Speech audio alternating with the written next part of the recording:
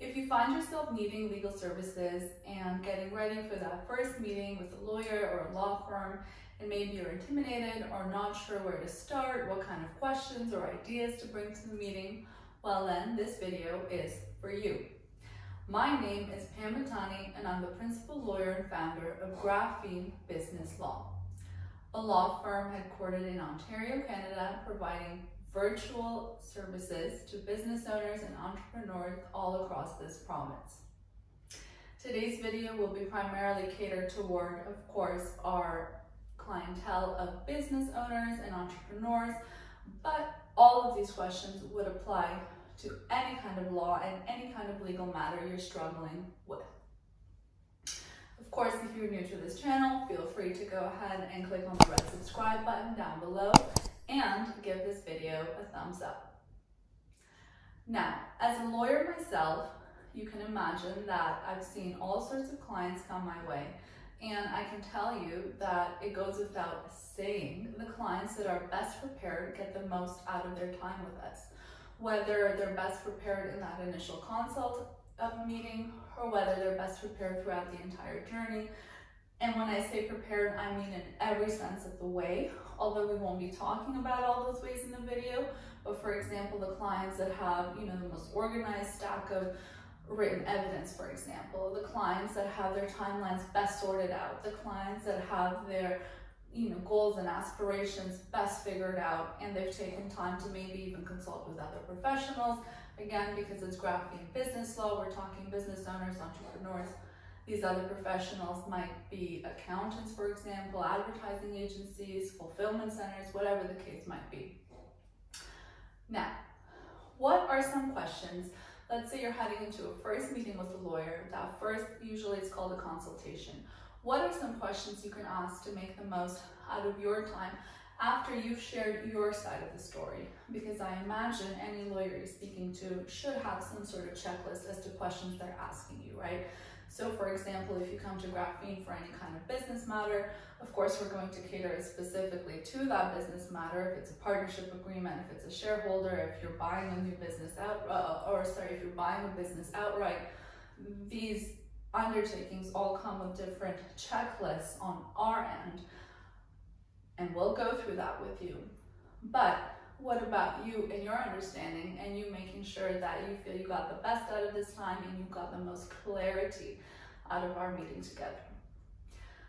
The first question I would suggest that you ask the lawyer you're planning on working with is, I've been a client myself to other lawyers, right? You'd be shocked how this question comes across when I ask other lawyers this question, which makes me think maybe it's not being asked enough. But the first question I would think of is, well, hey, what's your experience with this thing that I need help with? For example, if you come to us at Graphene Business Law and you're asking for help with, partnership or shareholder agreements or complex business structures, things like that, well, we've been there, we've done that. That's what we do. It's Graphene Business Law. Our literal slogan is all business all the time.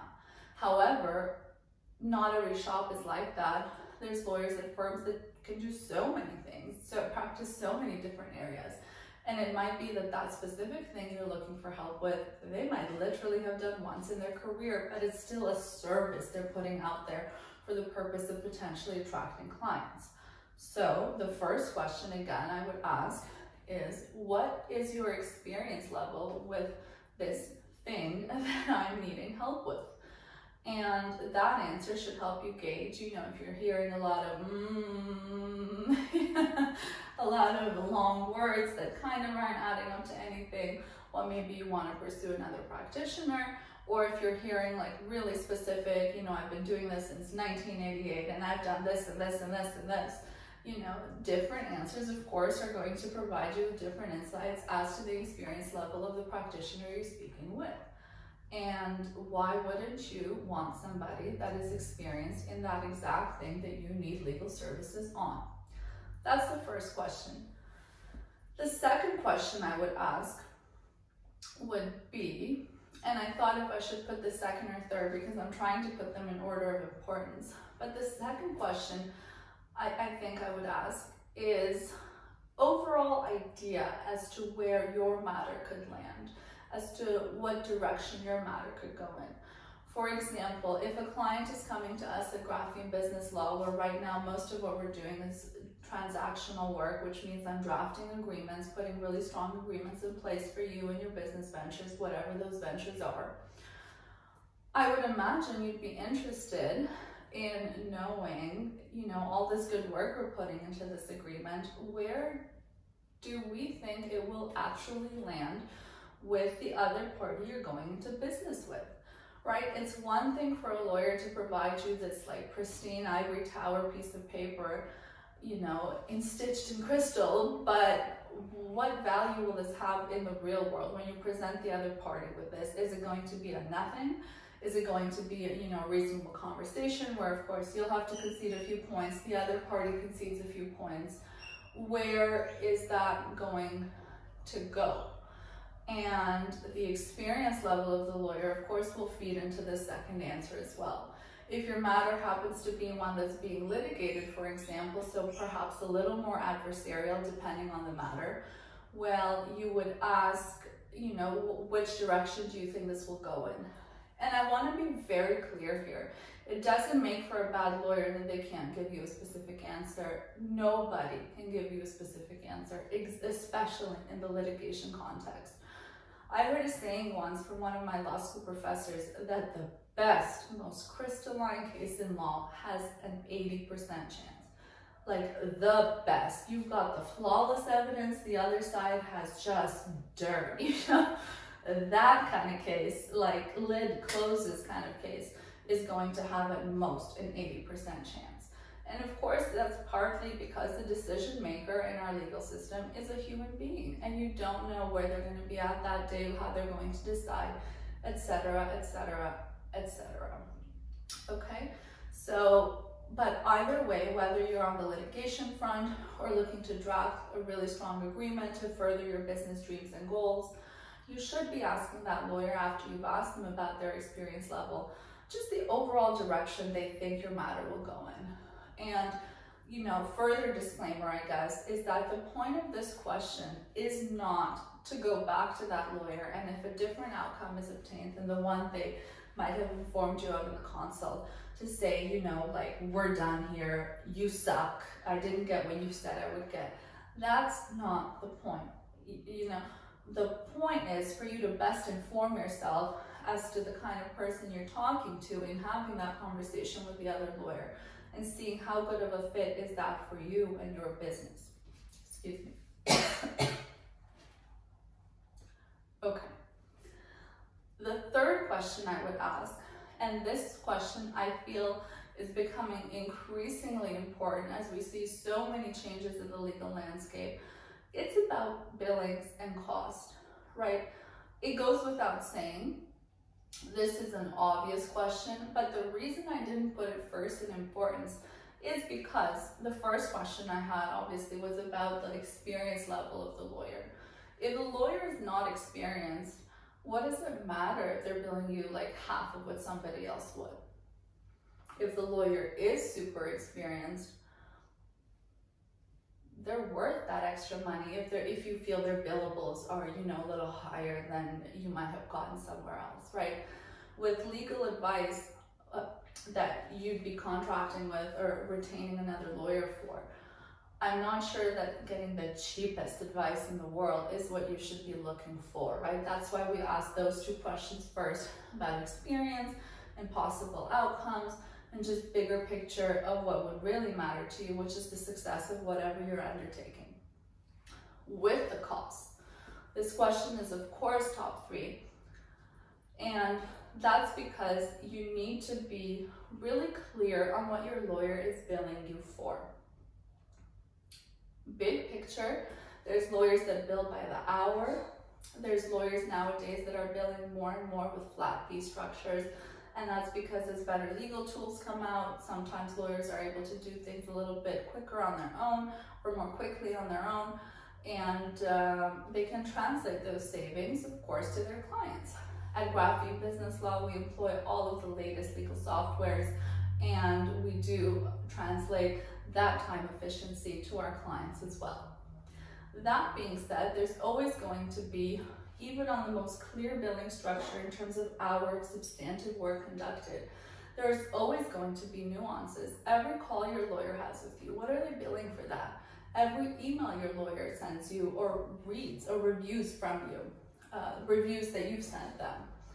I've seen some firms where emails are billed at a flat 0.25 of an hour. So if the lawyer is charging $500 an hour, that email is going to cost you $125 every time.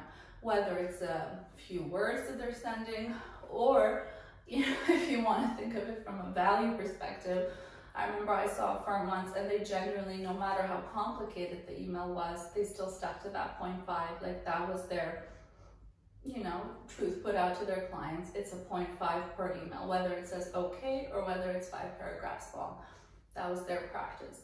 Of course, if you retain us here at Graphene for business law services in Ontario, we would have the utmost, transparency shared with you about our billing structures as well. So those are 3 of the top questions that you should be asking that lawyer. There's of course other questions involved. A pretty big one would be, well, what do they need from you if you decide to move forward, right? Because that could also position you to be able to tell, do you have the materials they're looking for, whether it's documents for your business that we then need to translate those share structures, for example, into another agreement you're undertaking, or if it's the litigation context, do you have the requisite evidence, things like that. So what do they need of you? That's another question. I'm not numbering these ones because I stick to my first 3 as being like the top 3. Another question, depending on the size of the law firm or what you're seeing on their website, you can ask who at that law firm is going to be actually doing the legal work. So it's not all the time that you are speaking with a lawyer that lawyer then goes to do the work themselves. Sometimes lawyers can outsource work to other professionals with sometimes, lesser or different qualifications. Sometimes it can be another lawyer, but maybe more junior. Other times it can be just lawyers like totally retained on a per case basis, doing work for that lawyer as a result of a phone call, like, hey, I received a real estate file, can you close this for me? So those are nuances that are important for you to know as well. And depending on the kind of case, if it's a litigation case, the answer to this next question is not going to be so clear. If it's a transactional case, then you're, for example, undertaking us here at Graphene to draft an agreement for you, this question will be far more straightforward for me to answer for you because of the experience we have with similar profiles and similar matters, but time. Second cough break. The only, they say, you hear super successful people say all the time that the true king to money is time. And how long will something take that you're asking them for? Because if your expectations are like 2 days from now, I need this life-changing agreement, but in reality, you're asking us to like start a trust and do all of these things that usually take 4 to 6 weeks to set up, don't be mad, but it was always going to take 4 to 6 weeks. The thing is, maybe you just didn't ask. And of course, like a truly professional lawyer should inform you themselves of how much time something will take prior to you signing on to working with them. But no one's going to look out for you like you. So that's why I'm putting this educational information out there, that these are some questions you should go to that first meeting with your lawyer, or even throughout, check in on these metrics and see where you're at and where they're at and where their law firm is at. Thank you for watching, and good luck with all of your legal undertakings and legal experiences. And of course, at Graphene Business Law, we can be contacted anytime. Our website is graphenebusinesslaw.ca, and our main email account is info@graphenebusinesslaw.ca. Thank you for watching.